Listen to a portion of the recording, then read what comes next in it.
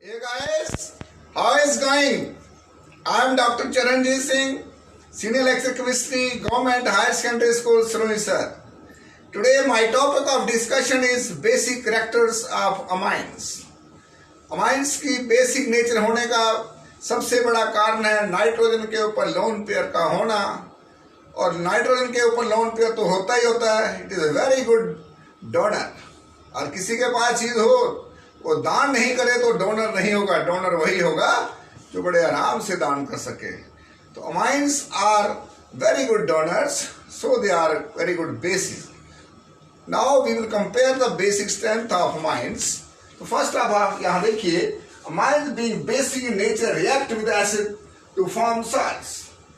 Amines की nature basic होती है क्योंकि नाइट्रोजन के ऊपर लोन पेयर होता है, और जब वो एसिड्स के साथ रिएक्ट करती है जैसे HX के साथ रिएक्ट कर रही है, तो ये जो लोन पेयर है ये हाइड्रोजन को डोनेट कर दिया जाता है.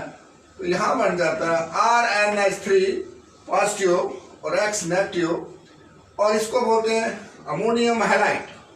अमाइंस का साल्ट, अल्काइल अमोनियम हैलाइड, ये साल्ट है अमाइन का.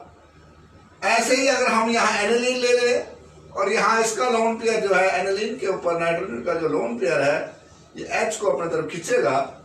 नाइट्रोजन का लोन पेयर हाइड्रोजन के साथ बॉन्ड बनाएगा तो NH3Cl नेगेटिव. इसका नाम है anilinium chloride.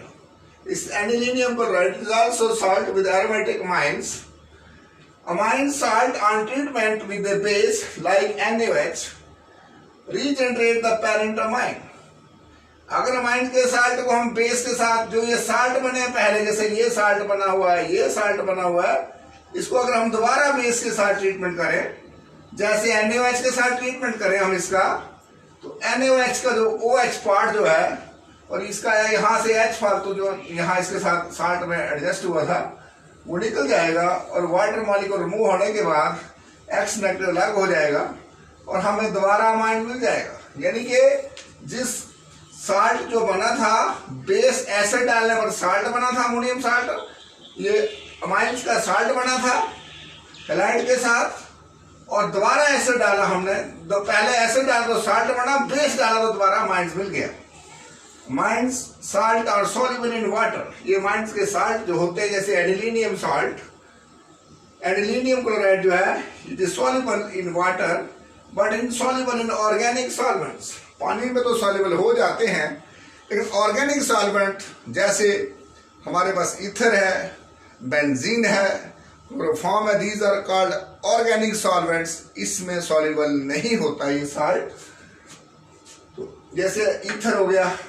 The reactions of amines with the mineral acids to form ammonium salts show that these are basic in nature.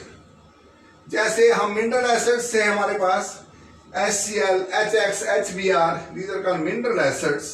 Mineral acid के साथ अमाइंस का बढ़ना, अमाइंस के साल्ट का बढ़ना, ये इंडिकेट कर रहा है, क्या इंडिकेट कर रहा है? Ammonium salt show that these are basic in nature. कि अमाइंस होते हैं बेसिक नेचर होते हैं. Amines have unshared pair of electrons on nitrogen.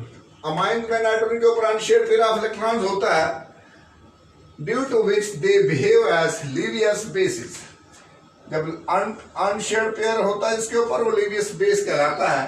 तो सारे amines act as Lewis basis, चाहे 1 डिग्री माइन है, 2 डिग्री है, चाहे 3 डिग्री माइन है. Basic character of amines can be better understood in terms of their Kb and pKb values. Kb values और pKb values में हम इनको समझते हैं कैसे. जैसे यहाँ हमने मान लिया ऐसे वाटर डाला, रिवर्सिबल रिएक्शन है, ये साल्ट बन गया अमोनियम का प्लस हाइड्रोक्सिल आयन. तो K किसके बराबर होगा? This is called constant. किसके बराबर? प्रोडक्ट की कॉन्सेंट्रेशन डिवाइडेड बाय रिएक्टेंट की कॉन्सेंट्रेशन. और वाटर को हम यहां से उठा करके इधर ये स्क्वायर ब्रैकेट में लिखना है, मतलब concentration of these terms. Water, concentration of water का कांस्टेंट लेकर, तो ये रकम इसके बराबर हो जाती है RNH3 positive OH negative concentration divided by amines की कॉन्सेंट्रेशन. फिर Kb इक्वल टू प्रोडक्ट की कॉन्सेंट्रेशन ओवर अमाइंस की कॉन्सेंट्रेशन. वाटर की हम लिखते नहीं, वो वेरी नहीं करती है. इसको हम ऐसे भी लिख सकते हैं p K b value equal to minus log of K b. Actually minus log of K b जो होता है ये वैल्यू तो 10 रेज़ पावर माइनस में काफी सारी वैल्यू होती है, बड़ी कॉम्प्लिकेटेड ऐसी वैल्यू होती है। इसको सिंपल करने के लिए इसी वैल्यूज को हम पी के बी में लेते हैं। अगर के बी वैल्यू हाई हो तो इसको के बी वैल्यू का हाई होना और पी के बी वैल्यू का कम होना, P K b value high होती है, पी के बी वैल्यू कम होगी, ये इंडिकेट कर रही है कि strong is the base. It means higher the K b value stronger is the base, lesser the K b value then also stronger is the base. ये दोनों values एक दूसरे के उल्टे चलती हैं। यही चीज हमने जो टेबल में लिखा यहां लिखी हुई है, larger the value of K B और smaller the value of P K B, larger is higher the kb value or smaller the pkb value, stronger is the base. pkb value of ammonia is 4.75, ammonia की 4.75 है। Aliphatic amine जितने नहीं है are stronger bases than ammonia, ammonia से सारी stronger bases होती है due to plus I effect. Alkyl होता है ना अमाइंस में, अमाइन में प्लस आई इफेक्ट होने के कारण aliphatic amines are stronger bases than ammonia due to plus I effect of alkyl groups leading to high electron density on the nitrogen atom. R group जो होता है वो nitrogen के ऊपर इलेक्ट्रॉन रिलीज करता है, इलेक्ट्रॉन डेंसिटी बढ़ने के कारण ये और ज्यादा अच्छा इलेक्ट्रॉन डोनर बन जाता है। इसलिए पीकेबी वैल्यू जो है इसकी ज्यादा होती है। अल्काइल ग्रुप जो है इनकी पीकेबी वैल्यू कम होती है, जिनकी पीके वैल्यू कम होगी वो स्ट्रॉन्गर बेस होंगे, और पीकेबी वैल्यू अमोनिया की ज्यादा, इसका मतलब अमोनिया उससे वीक बेस है। अब यहाँ ये बात नोट करने वाली है, their pKb value lie in the range of 3 to 4.22। जितने भी अमाइंस हैं, अमाइंस की कम से कम एलिफेटिक अमाइंस की वैल्यू 3 होगी और ज्यादा से ज्यादा 4.22 होगी अगर वो एलिफेटिक है, ये पीकेबी वैल्यू है। On the other hand aromatic amines are weaker bases than ammonia due to the electron withdrawing nature of the aryl group. Benzene ring की इलेक्ट्रॉन विड्राइंग नेचर होती है, इलेक्ट्रॉन रेजोनेंस में लग जाता है वहां पर, और इसके कारण डोनेट होने के लिए इलेक्ट्रॉन के चांस थोड़े कम घट जाते हैं। इसलिए पीकेबी वैल्यू जहां भी एरोमेटिक कंपाउंड होगा एलिफेटिक से कम होगी, यानी कि सबसे वीक बेसिस अमाइंस है, अमोनिया है, उसके बाद अमाइंस हैं, सबसे वीक अमोनिया, और अमोनिया से के बाद आता है एरोमेटिक अमाइंस, और उसके बाद स्ट्रॉन्गर है aliphatic. It means aliphatic amines are stronger bases. इसके बाद बच्चों इसको आप पहले स्क्रीनशॉट लीजिए और फिर मैं आपको आगे कुछ एक टेबल समझाता हूं, उस टेबल में पीकेबी वैल्यू दी होंगी। स्क्रीनशॉट लीजिए, शाबाश, जल्दी करिए। अब हम शुरू करते हैं pKb values of amines in aqueous phase. तो बच्चों पीकेबी वैल्यू ऑफ अमाइन जो है ये कैलकुलेटेड वैल्यूज हैं, लेकिन कैसे आती हैं उसका भी थोड़ा बहुत लॉजिक होना चाहिए, वो हम डिस्कस करते हैं बाद में। लेकिन एक चीज याद रखिए कि नाइट्रोजन के ऊपर लोन पेयर होता है। अच्छा बेस वो होता है जो लोन पेयर ऑफ इलेक्ट्रॉन को बड़ी आसानी से डोनेट करे। और हमने पीकेबी वैल्यू की एक खास बात ये भी याद रखना कि जितनी पीकेबी वैल्यू कम होगी, यानी कि पीकेबी वैल्यू जितनी कम होगी तो स्ट्रॉन्गर इज द बेस, उतना बेस स्ट्रॉन्गर होगा। Stronger is the base. तो आपको पीकेबी वैल्यू पता होनी चाहिए। अब रट्टा तो आपने नहीं मारना है, लेकिन थोड़ा सा पढ़ना तो आना चाहिए देखकर, और कैसे आती हैं उसका रीजन भी अलग अलग होता है। और सबसे बड़ी बात है कि जो अल्काइल ग्रुप होता है वो इलेक्ट्रॉन को पुल करता है नाइट्रोजन की तरफ। ऑलरेडी इसके बाद इलेक्ट्रॉन है, जब इधर से और इलेक्ट्रॉन आएगा तो इसको डोनेट करना आसान हो जाएगा। देखिए हर नाइट्रोजन के ऊपर लोन पेयर आपको दिख रहा है। कंपैरिजन कहाँ पर आ रहा है? 1 डिग्री में एक अल्काइल ग्रुप है, 2 डिग्री में 2 है, 3 डिग्री में 3 है। यहाँ भी देखिए 1 alkyl group, 2 alkyl group, 3 alkyl group. जब एरोमेटिक ये अमाइंस आ रहे हैं वहाँ भी 1 डिग्री, 2 डिग्री और 3 डिग्री अल्काइल ग्रुप्स हमारे पास या अराइल ग्रुप देखने में आ रहे हैं। और फिर आप कंपैरिजन कर रहे हैं। अगर आप सोचोगे सर कि अगर अल्काइल ग्रुप की वजह से ही होता तो 3 डिग्री अमाइन सबसे स्ट्रांग होनी चाहिए, लेकिन ड्यू टू स्टीरिंग हिंड्रेंस ये रिजल्ट यूनिफॉर्म नहीं आते हैं। कहीं अल्काइल ग्रुप बल्कि है, ये C2H5 बल्कि है और इसमें लाइट है CH3 में, और फिर भी स्टीरिंग हिंड्रेंस के कारण ये वैल्यूज डिफरेंट एंगल से आती हैं। यहाँ देखिए methyl amine, N methyl amine और N N dimethyl methanamine, यहाँ एन मिथाइल मिथेनामीन और मिथेन अमीन, ये 3 अमाइंस हैं। एक 1 डिग्री है, एक 2 डिग्री है। ये वाली 1 डिग्री माइन है क्योंकि एक अल्काइल ग्रुप है, ये 2 डिग्री है और ये 3 डिग्री है। इसमें अगर वैल्यू देखोगे तो इसमें आपने याद रखना होता है 213 याद रखिए। इसमें ट्रिक याद रखिए 213, इसका मतलब 2 डिग्री 1 डिग्री 3 डिग्री। सबसे ज़्यादा स्ट्रॉन्गेस्ट जो बेस होगा वो होगी 2 degree. Amine is more basic than 1 degree amines, than 1 degree amine is more basic than 3 degree amines. 213 याद रखिए। जब यहाँ मिथाइल दिया गया और ऊपर भी देख लेना यहाँ एक्वस फेज लिखी होगी। गैस फेज में रिजल्ट कुछ और होंगे, हम डिस्कस करते आगे। एक्वस फेज की बात कर रहा है, इसलिए फेज जरूर देखिए कि वाइन किस फेज में हमें मिल रहा है। उसके बाद बच्चों यहाँ देखिए N ethanamine, N ethyl ethanamine, N diethyl ethanamines. देखिए यहाँ लाइट ग्रुप है, छोटे वाला ग्रुप है, एक सी है, यहाँ 2 सी वाले ग्रुप लगे हुए हैं। जब बल्कि ग्रुप है तो आपने यही ट्रिक याद रखनी है।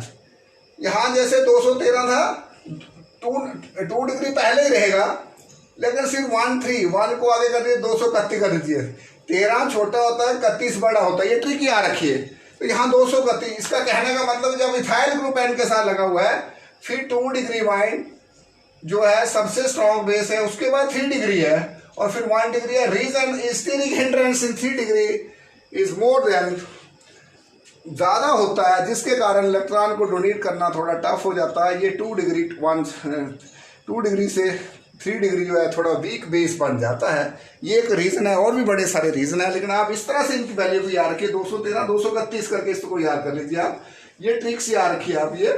और बच्चों फिर आता है यहाँ पर जब एरोमेटिक माइंस आ रहा है, यहाँ भी यहाँ देखिए एन के साथ एक अराइल ग्रुप है, एन के साथ एक अराइल एक अल्काइल, एन के साथ 2 अल्काइल और एक अराइल। अब नाम की बारी आए तो इसका नाम बेंजीन अमीन, BNZDNAMINE, और इसको एनिलीन भी बोलते हैं, IUPAC 1 डिग्री माइन है।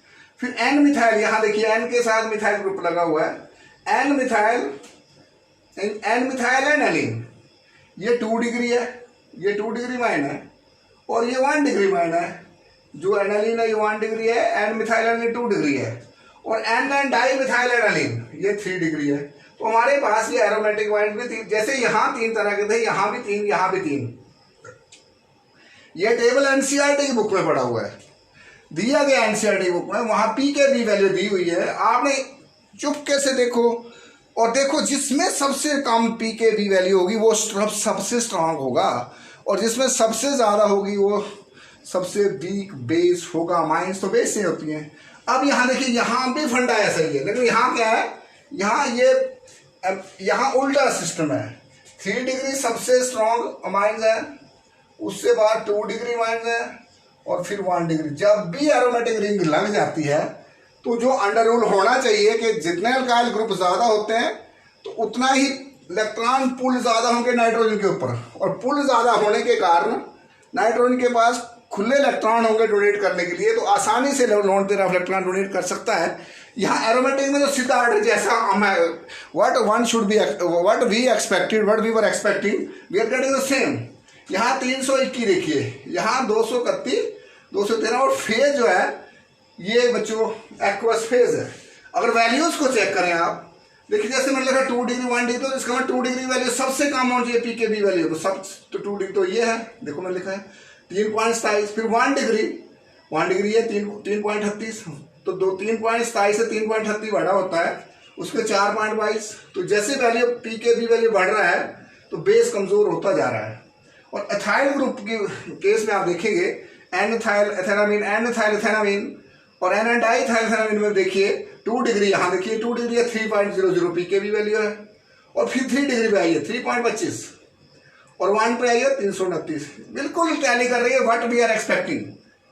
और उसके बाद हम आते हैं एरोमेटिक माइंस में, हमने कहा 321, 3 डिग्री में सबसे कम 3 कौन सी है, 8.92 सबसे लोवेस्ट वैल्यू है, 8.92 है। और उसके बाद 2 डिग्री 2 ये है 9.30, 8.92 से 9.30 ज़्यादा होता है, और फिर उससे ज़्यादा 9.31 डिग्री में।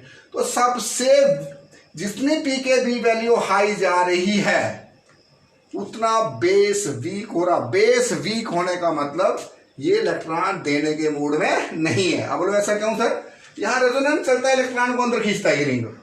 और सर यहाँ क्यों नहीं खींचता? ये अल्काइल ग्रुप ने इलेक्ट्रॉन इसके ऊपर फेंक रहा है और यहाँ दो अल्काइल ग्रुप फेंक रहे हैं। यहाँ एक खींच तो रहा है लेकिन फेंक के भी जा रहे हैं इसके ऊपर इलेक्ट्रॉन। तो यहाँ इलेक्ट्रॉन डेंसिटी जितनी ज़्यादा होगी वो उतना ज़्यादा डोनर अच्छा होगा, और डोनर अच्छा होगा पी के बी वैल्यू कम होगी। अब ये वाला जो है ये 1 डिग्री अमाइन है तो ये 1 डिग्री क्योंकि एन के साथ ये ग्रुप लगा हुआ है, बेंजाइल ग्रुप लगा हुआ है। इसको बेंजाइल एनिलीन भी बोलेंगे हम। 1 फिनाइल मिथेनामीन भी बोल सकते हैं इसको। 1 नंबर पर फिनाइल ग्रुप लगा हुआ है, मिथेनामीन बोलेंगे हम इसको। तो इसमें आप देखेंगे कि इसमें पी के बी वैल्यू 4.70 है, 4.70 है। और ये 1 डिग्री 2 डिग्री 3 डिग्री के हिसाब से देखें तो ये आ रहा हमारे पास 1 डिग्री माइनस है, लेकिन इसका कंपैरिजन किस साथ नहीं करेंगे हम। पी के बी वैल्यू इसकी 4.70 है। तो हमने एक चीज देखी, हमने पहले भी कहा कि हमारे पास 1 डिग्री 2 डिग्री 3 डिग्री माइनस की जो वैल्यूज आ रही है उसका रेंज हमने बताया था आपको कि 4.2 तक है। 3 से शुरू हो रही है, 3.3 से लेकर, यानी कि अमाइंस की वैल्यूज है 3 पी के बी वैल्यू 3.00 से लेकर 4.2 तक जा रही है। ये पी के बी वैल्यूज है किसकी? अमाइंस की, एलिफेटिक अमाइंस की बात कर रही है। एलिफेटिक अमाइंस की वैल्यू है। तो पी के बी वैल्यू आपने याद रखनी है। और पी के बी वैल्यू ही क्यों याद रखनी है? ये basic distribution constant of a base है ये। और जितना p K b value, p K b जो होता है equal to minus log of K b. अब minus log of K b वो वैल्यू आती है 10 रेज़ पावर कुछ में आती है, तो इसको इससे minus log of K b, वो माइनस में वैल्यू हम उसका उल्ट लेते हैं। अगर वो कम है तो ये ज्यादा, अगर ये ज्यादा है तो माइनस के बी लॉग जो है इसका रिवर्स होता है। तो हमें यहाँ पर वैल्यू जब भी पूछी जाती है पी के बी की भाषा में ही पूछी जाती है। तो आपने ये पी के बी वैल्यू का टेबल एनसीईआरटी बुक में दिया गया है और उसमें आप ट्रिक्स भी मैंने बता दी, 213, 231, 321। इस तरह से आप ये याद कर लीजिए, एक सेट अपना याद नहीं समझ के करिए इसको। और रीजंस ये होता है कि अल्काइल ग्रुप इलेक्ट्रॉन को पुल करते हैं नाइट्रोजन के ऊपर, और बेस वो होता है जो नाइट्रोजन से इलेक्ट्रॉन को डोनेट करे। और इसमें बेस वो भी होता है जो ज़्यादा से ज़्यादा OH group OH negative generate करे वाटर में, तो वो ज़्यादा स्ट्रांग बेस होता है। तो इस तरह से हमारा ये टॉपिक पूरा होता है। तो बच्चों इस टॉपिक का ये वैल्यू ध्यान में रखते हुए कैसे आई वो भी समझिए। और एक चीज़ ज़रूर करिए कि वीडियो को सब्सक्राइब करिए, चैनल को सब्सक्राइब करिए भाई। चैनल सब्सक्राइब करना बनता ही है, और साथ में चैनल को लाइक भी करिए, शेयर भी करिए यार, और सब्सक्राइब ज़रूर करिए। छोटा सा बटन इसको कर दो यार प्रेस, क्या फ़र्क पड़ता है। हम भी तो आपकी सेवा में हाजिर हैं यार। अब आप चाहते हो कि कोचिंग फ्री में मिले सब बच्चों को घर बैठे हुए, तो इतना सारा कास्ट आप भी करिए। चैनल सब्सक्राइब करने से क्या होगा कि टीचर का मोरल हाई होगा और ज़्यादा से अच्छे वीडियो लेकर आपके सामने मैं हाजिर हो जाऊंगा। थैंक यू बच्चों।